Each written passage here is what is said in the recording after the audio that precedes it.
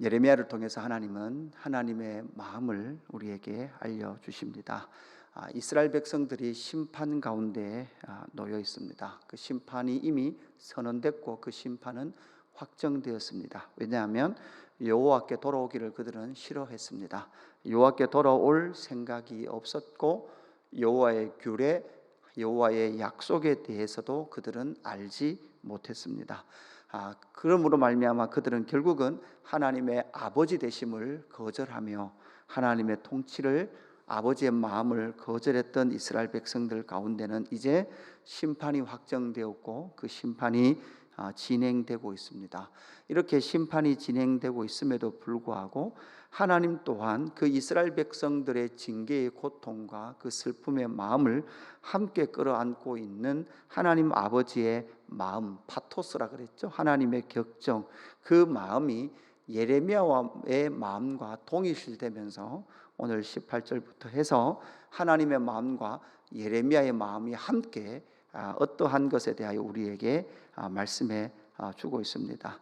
주일 본문에서 우리가 살펴보았듯이 하나님은 이스라엘 백성을 향하여 계속해서 딸 내 백성이다 이렇게 말씀을 하고 있습니다. 딸 내 백성, 그 백성이 결국은 19절 끝에 보니까 여호와 나를 경노하게 하였는고라고 말씀하고 있죠. 하나님은 죄를 보시면 경노하십니다. 악이 있는 곳에서는 하나님의 공의로 말미암아 경노하시고 그 죄를 다스립니다. 이것이 하나님의 성품입니다. 사랑의 하나님도 하나님의 성품일 뿐만 아니라 공의의 하나님도 하나님의 성품입니다. 하나님은 공의에도 만족하셔야 되고 사랑도 만족하셔야 합니다. 죄 가운데 있었던 이스라엘 백성들을 향한 하나님의 파토스, 하나님의 격정이 바로 선지자의 슬픔이 되어서 18절에 슬프다 나의 근심이여 어떻게 위로를 받을 수 있을까 내 마음이 병들었도다 이렇게 말을 하고 있죠. 지금 예레미야의 마음은 병들었습니다. 예레미야의 마음은 아픕니다. 위로를 받을 데가 없습니다. 그래서 그는 슬픔의 마음들을 하나님 아버지의 마음이 되어 그 백성들에게 선언하고 있고 그 백성들이 왜 여호와의 경노 가운데 있는지를 우리에게 분명히 알려주고 있습니다. 19절 말씀에 보면 그들이 여호와의 왜 경노 속에 들어갔는가, 그들의 믿음과 삶은 전혀 일치하지 않았다라는 것을 우리는 보아야 합니다. 이스라엘 백성들이 심히 먼 땅에서 부르짖는 소리다라고 19절에서 말씀하고 있는데 이것은 이미 이 바벨론으로 포로로 간 이후에 그들이 부르짖는 소리인지 아니면 앞으로 일어날 일들을 예언하고 있는 말씀인지 시간으로 보면 아직은 이 6장 배경으로 보면 아직은 포로로 가지 않았다라고 볼 수 있는 그 시간 속에 앞으로 일어날 그 일들로 우리가 볼 수도 있겠지요. 그 백성들은 심히 먼 땅에서 부르짖는 소리가 들려집니다. 뭐라고 부르짖습니까? 여호와께서 시온에 계시지 아니한가? 그의 왕이 그 가운데 계시지 아니한가? 그러니까 그들의 말은 여호와 하나님이 계시다는 거예요. 시온에 계시다는 거예요. 하나님의 왕이라는 거예요. 그렇게 말은 하지만 그러나 하나님께서 뭐라고 말씀하십니까? 그들이 어찌하여 그 조각한 신상과 이방의 헛된 것들로 나를 경노하게 하였는고 이렇게 말씀을 하시죠. 이들은 포로로 잡혀갈지라도 그렇게 믿고 있습니다. 그리고 약속의 땅에 있을 때도 그들은 그렇게 믿고 있었기에 시온에서 뭐 했습니까? 예루살렘 성에서 성전에서 제사했지요. 하나님이 다스린다라고 생각하고 믿기는 했습니다. 그러나 그들의 삶을 들여다보면 조각한 신상과 이방의 헛된 것을 따랐던 것이 바로 이스라엘 백성들이었고 그 이스라엘 백성들의 죄를 보시며 여호와 하나님은 경노하고 계셨다라는 것을 우리에게 보여주고 있습니다. 또 하나 여호와 하나님께서 경노하시고 또한 예레미야 선지자의 마음이 병들었다라고 고백하는 이유가 무엇입니까? 21절 딸 내 백성이 상하였으므로 나도 상하여 슬퍼하며 놀라움에 잡혔도다. 그러니까 하나님의 백성, 하나님의 딸이었던 이스라엘 백성들의 상함은 하나님 아버지의 마음의 아픔입니다. 그러니까 여러분 여기서 우리가 발견해야 될 것은요, 하나님은 이스라엘 백성과 자신을 동일시합니다. 이스라엘 백성들의 고통을 당신의 고통으로 보십니다. 문제는 무엇입니까? 그렇게 상하였음에도 불구하고 22절 길르앗에는 유황이 있지 아니한가? 그곳에는 의사가 있지 아니한가? 딸내 백성이 치료를 받지 못함은 어찌 됨인고? 치료를 받지 못하죠. 8장 17절에 우리가 주일 본문에도 나왔지만 뱀과 독사가 그들을 물었습니다. 그런데 그 뱀과 독사에 물렸음에도 불구하고 그들은 지금 치료받을 길이 없습니다. 출애굽에서는 모세가 놋뱀을 장대에 달았을 때 그 놋뱀을 바라볼 때 그들은 고침을 받았습니다.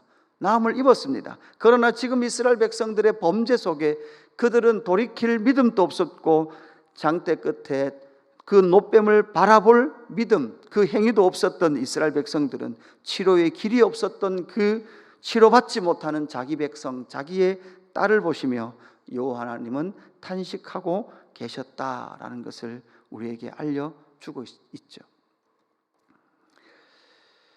그러면서 9장 1절에 하나님과 예레미야는 함께 울고 있습니다. 어찌하면 내 머리는 물이 되고 내 눈은 눈물의 근원이 될고 죽임을 당한 딸 내 백성을 위하여 주야로 울리로다. 결국은 그 딸은 어떻게 됩니까?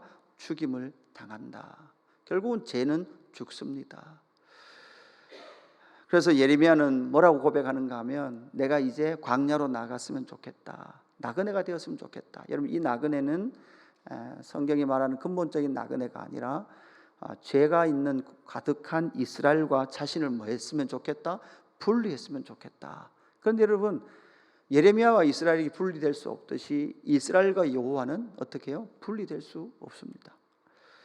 이것을 보고 있었던 예레미야의 눈은 짓물렀습니다. 그래서 도저히 볼 수 없었던, 여러분 그렇지 않을까요? 딸이 있는데 그 딸의 질병 때문에 고통하고 있는데 어떤 병원에 가도 이 병은 고칠 수 없다는 거죠.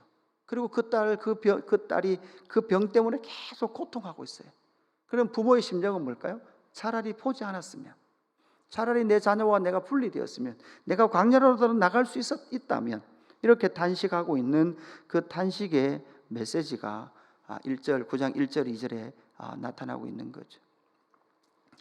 그들이 하나님의 경로 가운데 들어갈 수밖에 없었던 이유는 무엇입니까? 2절 끝에 다 간음한 자요 반역한 자의 무리가 됨이니라. 간음과 반역은 히브리어로 보면 모두 다 자음이 똑같습니다. 자음이 똑같은 간음, 반역한 무리인데 그 반역하고 간음한 그 무리의 악이 전 이스라엘 사회를 다 덮었다라고 말하고 있는 내용이 오늘 3절부터 해서 6절까지 말씀이죠.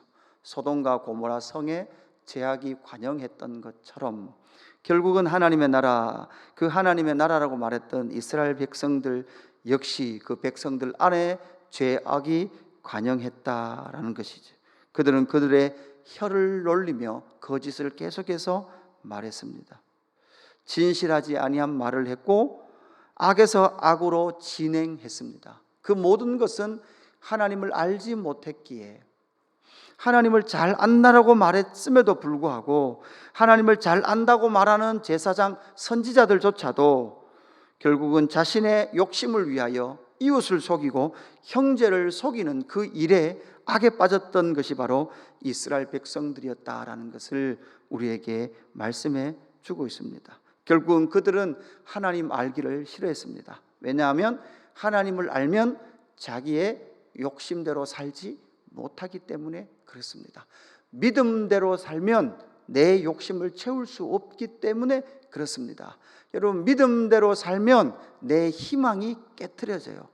믿음대로 살면 내가 바라는 것들이 이루어지지 않습니다. 왜냐하면 내가 바라는 것의 대부분은 내 욕심에 기인하여 시작된 일이기 때문에 그렇습니다. 그래서 예수님조차도 나의 뜻대로 마옵시고 아버지의 뜻대로 하옵소서라고 고백했던 것처럼 결국은 우리 또한 이 땅에서 우리의 삶의 기도는 나의 뜻대로 마옵시고 아버지의 뜻대로 되기를 원합니다. 아버지의 뜻이 내 삶 가운데 이루어지기를 원합니다라고 기도하지 않는다면 우리는 끊임없이 그 욕심 가운데에 그 기도를 올려드릴 수밖에 없다라는 것을 여러분 꼭 기억했으면 좋겠습니다. 하나님의 파토스, 예레미야의 격정, 그 아픔, 아픔의 마음, 그 상황 가운데까지 갈 수밖에 없었던 이스라엘 백성들의 모습을 다시 한 번 더 돌아보면서 왜 이렇게 계속해서 반복해서 말씀할까요? 이렇게 여러분 52장까지 계속해서 말씀하시는 것처럼 이만큼 이스라엘 백성들은요 하나님으로부터 멀어졌다는 거예요. 이만큼 말씀하시는데도 돌아오지 않고 말한 만큼 멀어져가는 이스라엘 백성들의 모습을 보면서 오늘 다시 한 번 더 우리의 믿음과 삶을 일치시키고 성령 하나님의 도우심을 받아 치료하시는 성령 하나님의 마음을 만지시고 회복하시는 그 은혜를 입어서 오늘 이 하루도 새 마음으로 살아가는 저와 여러분 되기를 주님의 이름으로 축복합니다.